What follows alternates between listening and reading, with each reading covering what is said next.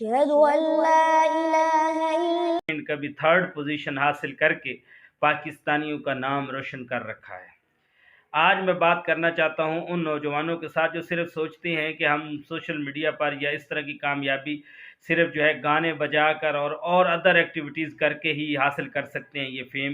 حقیقت ایسی نہیں ہے، بلکہ اگر کوئی فیم حاصل کرنا چاہے تو وہ قرآن مجید جیسی عظیم کتاب کی تلاوت سے بھی فیم حاصل کر سکتا ہے، اور قاری محمد ابوبکر نے ایک دن میں یہ کام کر دکھایا ہے۔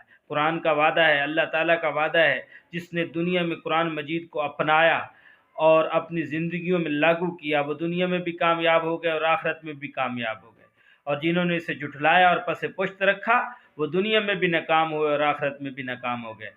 قاری محمد ابوبکر کے بارے میں بہت ساری باتیں ہیں، جس میں سب سے امپورٹنٹ بات ہے وہ ایسا بچہ ہے جس نے 8 سال کے اندر قرآن مجید حفظ کر لیا تھا۔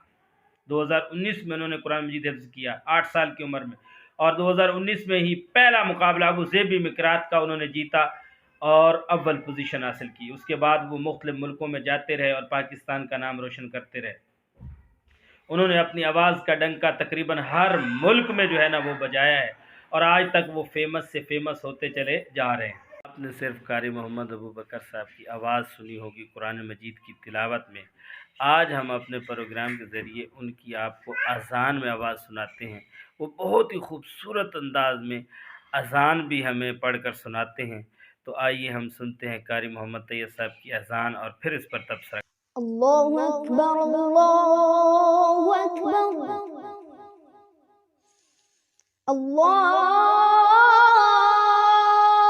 اکبر اللہ اکبر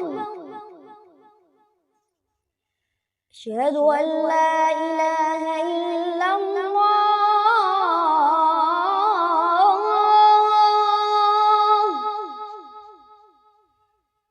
اشہد ان لا الہ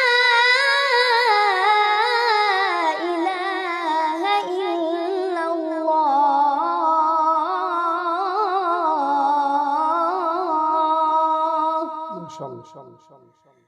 اشہد ان محمدا رسول اللہ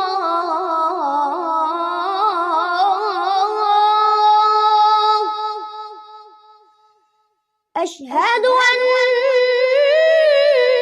محمدا رسول اللہ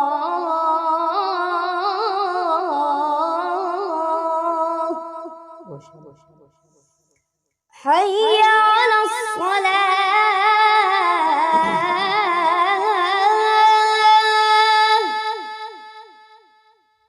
حی علی الصلاة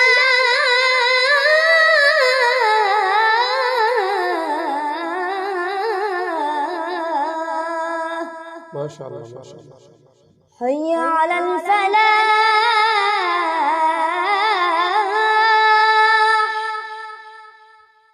حی علی الفلاح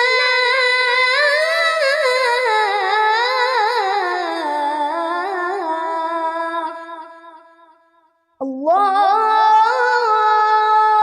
اکبر اللہ اکبر لا